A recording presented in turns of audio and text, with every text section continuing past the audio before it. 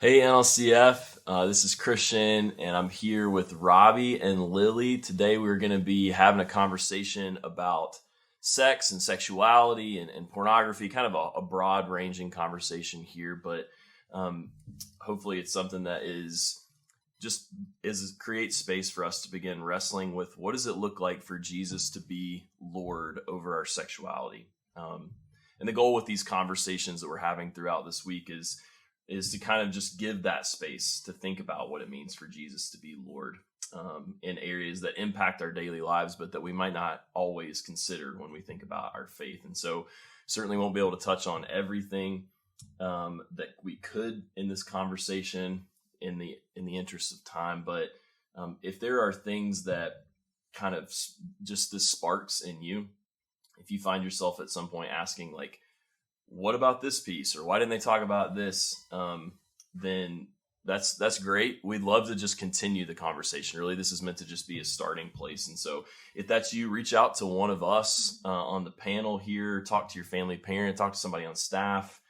If you feel like the things that we're kind of talking about here really you really identify with them, then we'd love to just be able to talk. And so you can also shoot a text to the NLCF number 540-200-8132, and just so we can kind of keep walking together in the midst of this. So as we get it started, we're going to start by talking about how our culture tends to think about and approach sex. So Robbie, why do we feel like this is a place that we got to start kind of talking about our culture's approach to sex? Well, we need to kind of think about how we get to the place where we personally start thinking about sex, and that is informed by, in many cases, by the culture that's around us. Mm-hmm.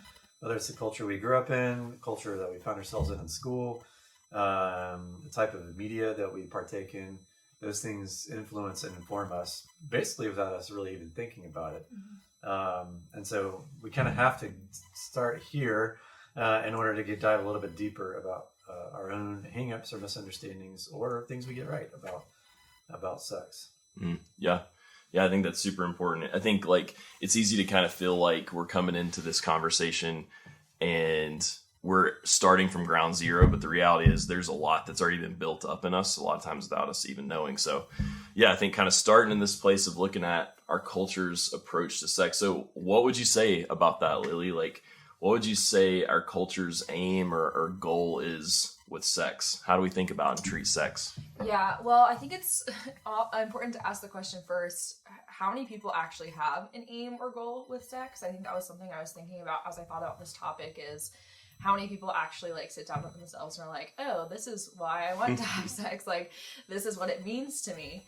And if people aren't having that conversation, then it can get twisted into whatever it subconsciously does in the brain really quickly.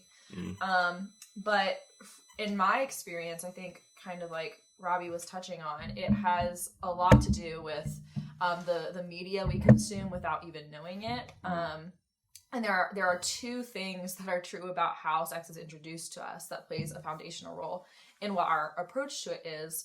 And the first is that it's often introduced very casually through commercials, or you see a meme on the internet or whatever it might be. Like it's in every show pretty much that you can watch nowadays. And so even middle schoolers just seeing those on television are introduced to it so casually, and it's just kind of fed to them. And so if we're thinking about it as being this casual thing, then it's just going to become casual in our minds, something to make us physically feel good later on in life. But then the other way that I think our aim gets shifted because of how it's introduced to us is that it is told to us as being portrayed as like a romantic bonding activity. And especially for girls, like younger girls, romance is like what we pursue from day one. That's what we see in Cinderella and Disney movies, and every movie that we watch. We want to have the boyfriend, have the partner. And that is, sex then gets introduced later on in life in those movies and stuff as being something that is going to romantically bond us to people and make us feel worthy and special. And so because we want romance and we want love, we therefore think sex is just a natural part of that. And if we're not having sex, we're missing out on something. And so I think our goal gets shifted to wanting those things, and we think that it's just a means to that end. Yeah, I think that's really well said. There's this kind of very casual piece that it's in one sense, sex is just a thing culturally for us. It's just a thing that might be just like other things that we typically do in a normal, course of our lives. But then on the other hand, it's something that is absolutely essential if you want to be living a full life. And so, yeah, I think that's really good. Robbie, what would you add to that? What is the kind of the purpose of sex, the goal of sex for our culture? I think it's do what makes you feel good. There's not really any other thought beyond that. There's not consideration to the bonds that are formed, the dopamine that's released, the types of things that it does to us, and that, like Lilly was saying, this inundated with really a lot of media adults handling sex in kind of an immature and unhealthy way, but it becomes normalized. Well, that's just what you do, without thinking of the brokenness and wreckage it kind of can leave if we aren't really thinking about it and doing it with intentionality. And I think there's a part of it, it is a right that you get to do it. Everybody just does it. It's yours. Take it, grab it, own it, without really, again, thinking about how it impacts you or others. And I think on the flip side of this, kind of hopefully leading to the next phase of this, is as Christians, I know for me personally, growing up in an environment where it was just sex equals bad. Yeah. And then all of a sudden it was but it's good in certain cases. And so it just kind of led to this kind of confusing dynamic. So the church hasn't always done a great job of, or at least recently, talking about sex in a healthy way that is rightly ordered and from God. And so we kind of get wrapped in our minds this dichotomy of just pursue this because do what feels good, do what your body wants. And also all sex is bad. And when you're engaging in it, even in married couples where it's that switch is difficult to make, where it's I've always thought this is not something to even think about. And now all of a sudden this is in front of me. What do I do with it? So I think there's been this kind of two extremes. Now there's, a range in there for everybody. But those are kind of the two, especially for as Christians, maybe kind of the bigger voices. And a lot of times the culture wins out when it comes to who speaks to us and how we approach it. So. Yeah, that's really good. That's really good. I think those two forces of our culture and maybe not great approaches in the church, put us as Christians in this really weird place where, we're shaped to say that we need sex in some form or fashion. It's absolutely an essential part of being a human being, something without which we really can't be authentic. We can't be our true self fully realized as a person apart from it. So we have that on the one end. We're shaped for it. Everything that we see in the media, the way that we're kind of moving through the world prepares us for that. But then on the other side, the church is at times not willing to have a very nuanced conversation about it. And so it's just bad in most contexts, right? And so then we kind of are in this tug of war where we're not really sure what to do with it if we're honest with ourselves. And so yeah, it seems self-fulfillment, self-expression, these are the goals of sexuality you guys are kind of hitting on. And that sex is good as long as it meets my needs, meets my desires, and doesn't hurt anybody else. We would probably throw in that caveat as well for our culture. But so what does this lead to? If this is our culture's approach to sex, what does it lead to? What is the result of it? What is the thing that it shapes in us? What would you say to that, Lily?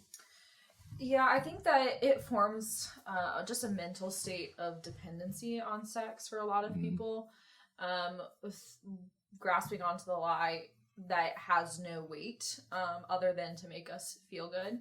And if that is the only thing that's holding us back from it, is it's just bad, then once you jump that hurdle, it just becomes, then it's just good. If you can excuse your way out, and your brain can do that really well, of any reason of it being bad, then you'll just jump to, okay, well, if it's not bad, it's good. Let's go for it. And there is that gray area of, no, it's good, but there are caveats to that, and it's good within certain contexts that our culture just ignores. And so because of the dependency on it to make us feel good and to meet our needs, a lot of other people get hurt in the process. I mean, it becomes an issue in relationships. It becomes something that we then have to deal with later down the line once we realize, this is forming some stuff in me that's bad. I'm more lustful than I was before. I am not considering other people as people rather than just like objects to be used for my self-gratification. So not great things that it forms in us, for sure. Yeah, that it kind of makes me think about there's a quote from Stanley Hauerwas where he's talking about this self-fulfillment sort of aim in our sexuality, and the way that it leads to, he says, it leads to the development of people who are actually incapable of sustaining intimate relationships, because intimacy depends on a willingness to give of the self, to place oneself in the hands of another, to be vulnerable, even when that may be hurt. And that's even when that may lead to hurt.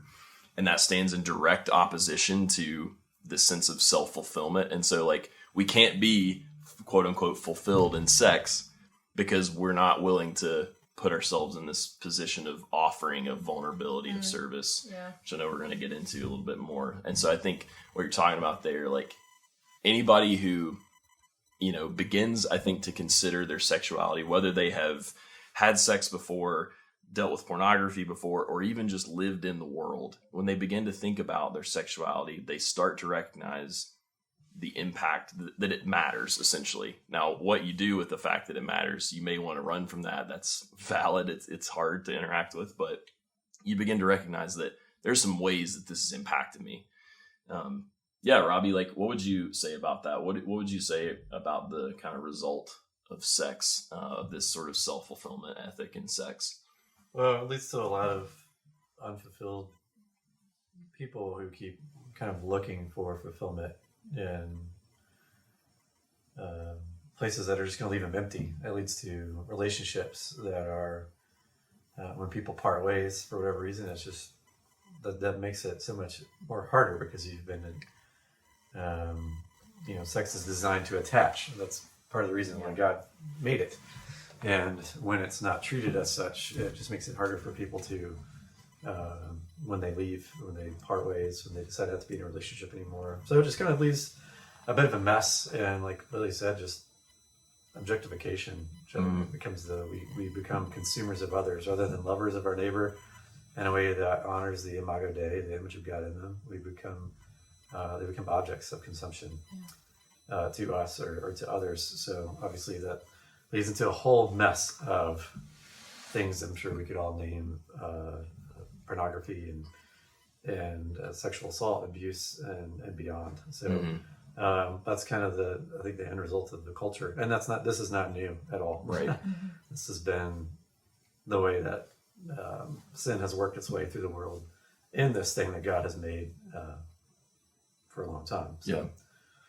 Yeah, I think that's really well said. That objectification, like, I think everybody would say that it is not good to use other people. Like, that's not a huge, radical, deeply Christian idea. It is a Christian idea, but it's not one that's like, oh wow, no, I don't think that I can understand that as a person who's not a Christian.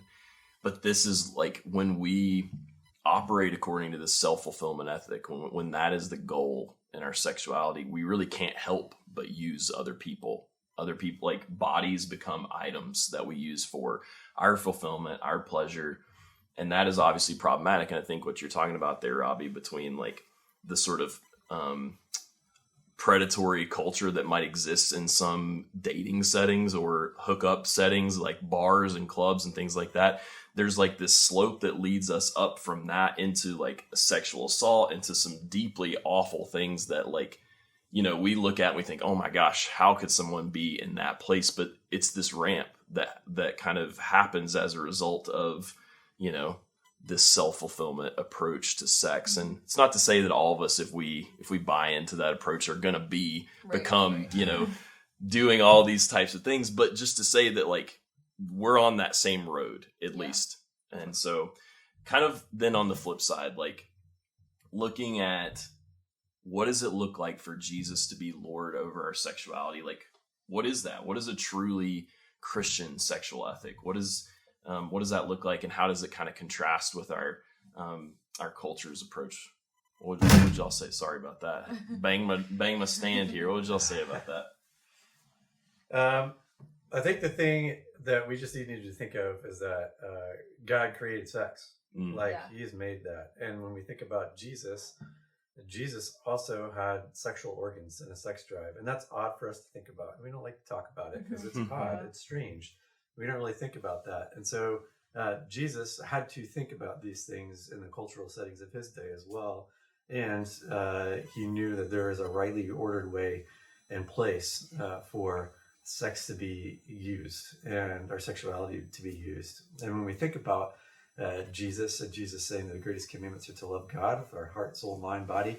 We talked about this on Sunday, these dimensions of our whole self. He's also talking about our sexuality, but he also pairs that with loving our neighbor as ourself.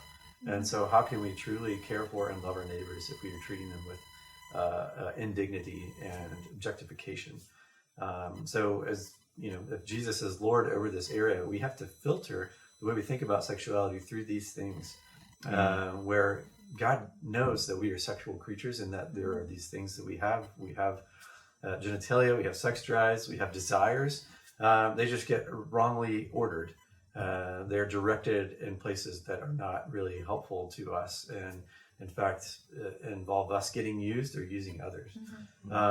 So a truly Christian sexual ethic is taking Jesus and remembering that he was fully human and fully divine, and there is a way, as the creator of sex, as the creator of marriage, as the creator of relationships between men and women and all humanity, there is a specific way he wants that to be lived out, and that we need to be wisely considering those things. Kind of reminds me of this story I heard of a pastor, I think his name is Steve Smith from South Africa, interacting with this waiter in a coffee shop, and the waiter was talking about how he just found Christ. He had just accepted Christ, but he was also kind of sleeping around with multiple women. And before the pastor could kind of say anything, the waiter said, "I've let Jesus Christ into my heart, but not my penis." And I think just this concept of like, there is a whole self that we need to let Jesus be Lord over in every single part of us.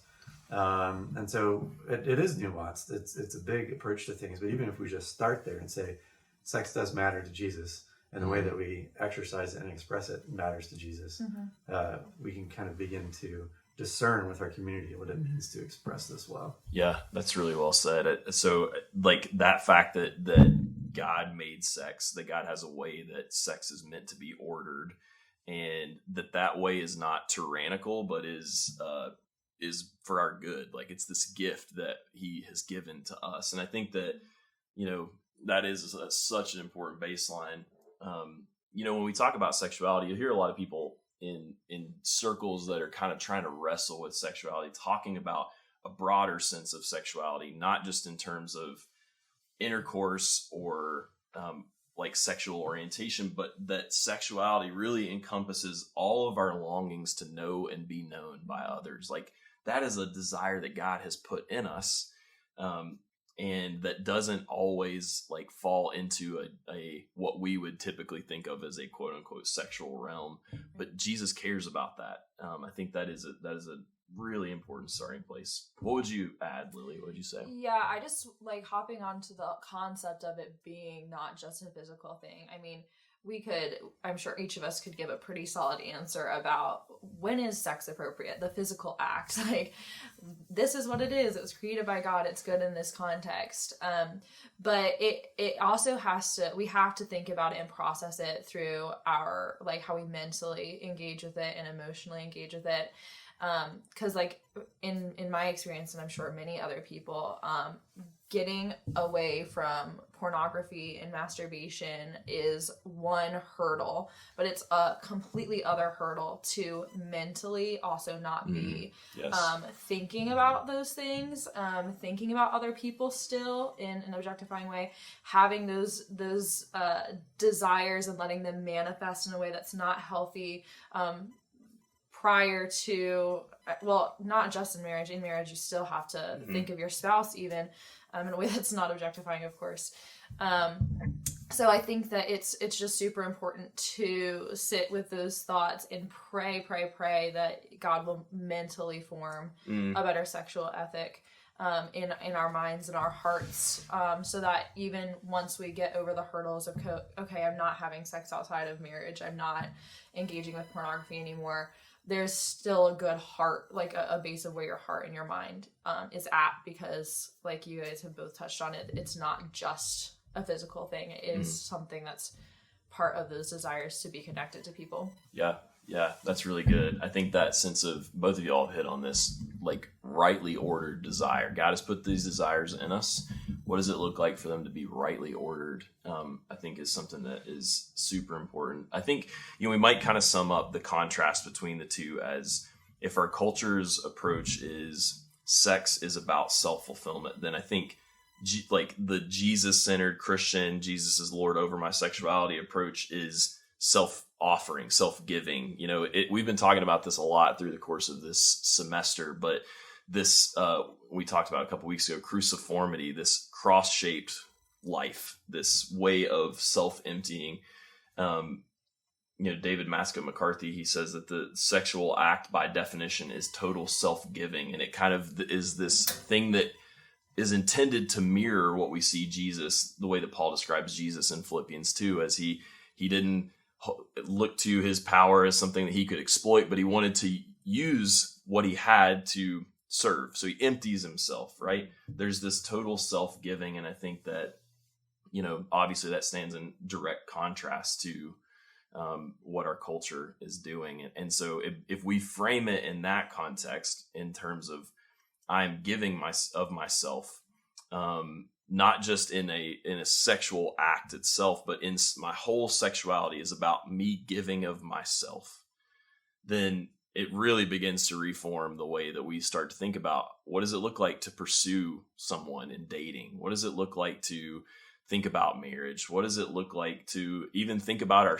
like, being single if we don't have someone that we're dating or going after? So, that sense of self-giving, I think, is super important. So, you guys have both mentioned porn, which I think plays a huge role in our culture, that, whether we have been people who look at porn, are addicted to porn, or whether we've never looked at it ourselves, it still plays this huge role in our culture. So, Lily, what would you say, like, what is, how should people who live under Jesus's lordship think about porn? Like, what is the issue with porn?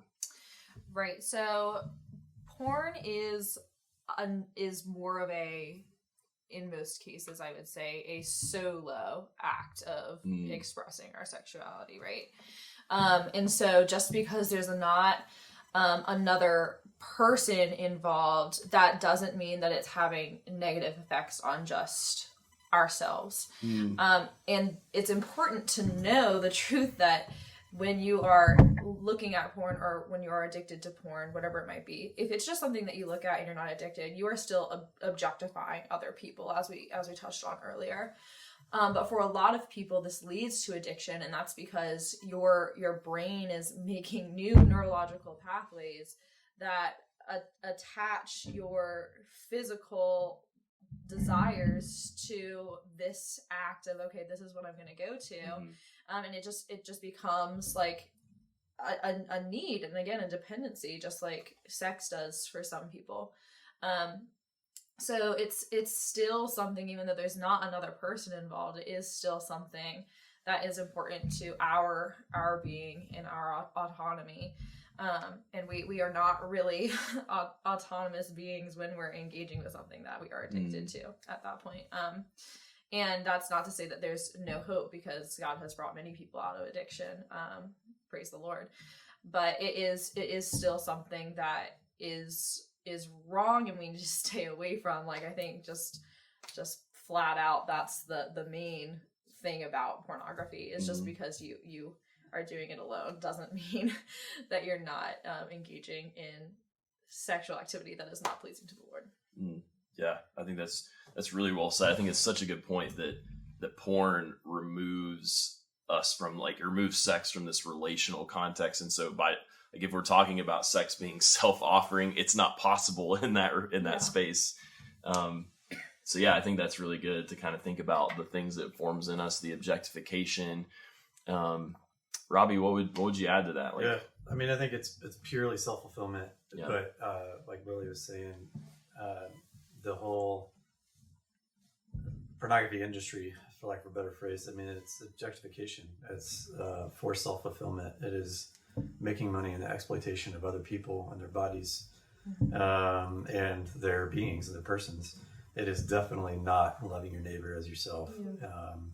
So when we engage with it, like Lily said, it forms these pathways. But I think it doesn't just impact, like you said, it's what happens is when you, especially if it gets into relationships or people bring it into marriage, or you typically hear like the husband still watching it as marriage is ongoing. I mean that was the case in our marriage for a while. Is that it does impact. It impacted my wife. It impacted her in a way that I was not able to give myself fully to her, and that I was still kind of addicted to this thing. That's where my mind was going. That's where my desire was after this, and trying to chase after the dopamine. I was getting the objectification from it. There's many reasons for why that starts in people, and but it impacts everybody, because we have now a whole culture that it's, if I see you, you're mine, I can take you and use you for what I want. And so it impacts churches, and that becomes what happens between people and congregations, is that they're objectifying each other. And it just breaks apart relationships and makes us more into people who are objectifying and using the other without even really thinking about it. And so when we are surrounded by a culture of pornography, which I think that we are, where it becomes not a big deal, or it's just about self-fulfillment, that just becomes the norm. And then so people are used and broken in multiple cases as a result of it. It is not just a hidden thing. Those hidden things that we put inside of our hearts that we use over and over again, they come out in our actions. And how we view other people and people around us as well. I just want to hop on to that really quickly and say that just because somebody is voluntarily creating and being involved in pornography as well, doesn't mean that we're not objectifying them, because there's still, I think, always going to be a mentality of separating the person from who they are and what they're doing, and that claim over them that we have, as Robbie mentioned. And then also a lot of it isn't consensual in the porn industry, which is another topic to get into. So there's just a lot of that this is about me, and I'm detaching from the people that are actually in it and not loving them. I think it's so interesting to hear both of y'all talk about like the way that objectification, of course, like the act of looking at watching pornography in all of its various forms. Of course, that's objectifying in a sense, because we are literally looking at someone's body for our own pleasure. That's really what it comes down to. But the way that then that works itself into every other piece of our lives, certainly, Robbie talked about for you and for you guys in your marriage, like seeing the way that works its way into there. I think one of the things that happens, we can get really twisted in the church with this, is that we think that once we're married, then that gives us license to be like, well, now I can have self-fulfillment in sex because I'm within the God-ordered way of. But the reality is, we can objectify our spouses too, and porn trains us to do that. And not only in this realm of sexuality does objectification happen, but as someone, I've shared about this before, like I was addicted to porn for years, and saw the wreckage of that in my own life and in the lives of people around me, people like Meg and all kinds of folks. But I think one of the things that you can begin to notice is that it doesn't just impact the realm of sexuality. Like for me, I can look back on the season of my life where I was addicted to porn, where I was watching porn all the time. And I can see the ways that even in ministry, I was using people, not sexually, but I thought about what people could do in the church as if they weren't people, if that makes sense. I thought about, man, this is like a pawn on a chessboard that I move around. And to some extent, like I learned that through porn. I learned that by looking at porn over and over again. And so I think that you can kind of see just the way that it's so pervasive. It teaches us to objectify, teaches us to control in a way. And then, as we try and wrestle with it, I think a lot of times in the church, it just leads to a ton of shame, which is this very vicious cycle where we feel shame. And so we want to feel better. So we look at porn, then we feel more shame because we've looked at porn, and we look at more porn to feel better. So it's just this nasty cycle that kind of repeats itself. So we'll kind of end on this. What are some practical, I know we've opened up a ton of boxes here, but what are some practical ways we can seek to live under Jesus's lordship in our sexuality, whether that comes to thinking about porn, whether it is about pursuing relationships, whether it's for people who are just, as you said, Robbie, living in a pornographic culture, an objectification culture. Like, what are some practical ways we can seek to live under Jesus's lordship? I would say just as we just need to begin to think about this from a Jesus cross-centered perspective, whereas the New Testament, where sex is a part of the Bible and part of relationships in the Bible, and God created it, Jesus was able to live a fully human life without physically engaging in sex, or objectifying others or lusting after other people. 1 Corinthians 6, Paul says the body is not meant for, in the Greek word is porneia, sexual immorality, deviant sexual behavior, this type of like stuff that's disordered. The body's not meant for this, but for the Lord. And trying to remind ourselves that like there is a sense to which that we are really made to be creatures of worship and creatures that are ambassadors of God. So are we doing that with our behaviors? And so whether that is whether we're in a relationship, a dating relationship, romantic relationship, or whether even we're in a marriage, or we're engaging with porn, or we feel like we need help with those things, we need to think about it and say, am I honoring Jesus by whatever it is that I'm engaging with? Does this honor Jesus? And be honest with that question and be able to be ready to say if we are not doing that. Because only in honesty and confession can we actually get maybe the help that we need, because there's help out there. There are people who desire, God desires us to be free of these things. And we know there's so much shame and sometimes it's church culture when it, in regards to talking about this. Like let's open up that box. Let's talk about these things. Let's open it up so people can experience true freedom instead of hiddenness, which is where the devil thrives. He loves lying. So that was a bit of a ramble, but we are meant for the Lord. Our bodies, all of us, our whole selves, every single body part, but also our souls, minds, heart, gut, all of it is meant for the Lord. So how does he want us to be using it? Are we honoring it with him with our lives? Yeah, that's really good. It makes you think about Sarah Coakley. She's an Anglican professor, I guess, and she talks a lot about sexuality. And she talks about this sense that desire is ultimately desire for God. All desire, she says, is ultimately desire for God. That is its end, to gain God.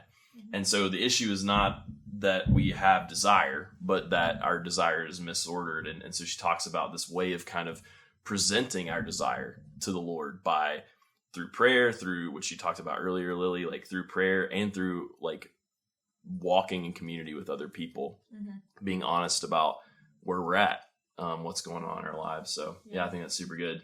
What would you add to that, Lily? Like, yeah, I would just emphasize the bringing another person in. I think the biggest way to break out of a shame cycle is to tell somebody else, because I think the idea of anybody knowing what you're doing when you're ashamed of something is what like is the scariest part. So once you take that first step, everything else gets easier.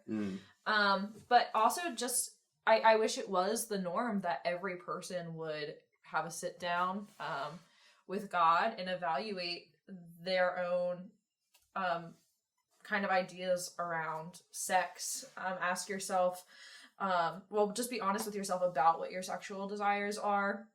how you want to honor the Lord with them, because he did create it. It is, or it can be good.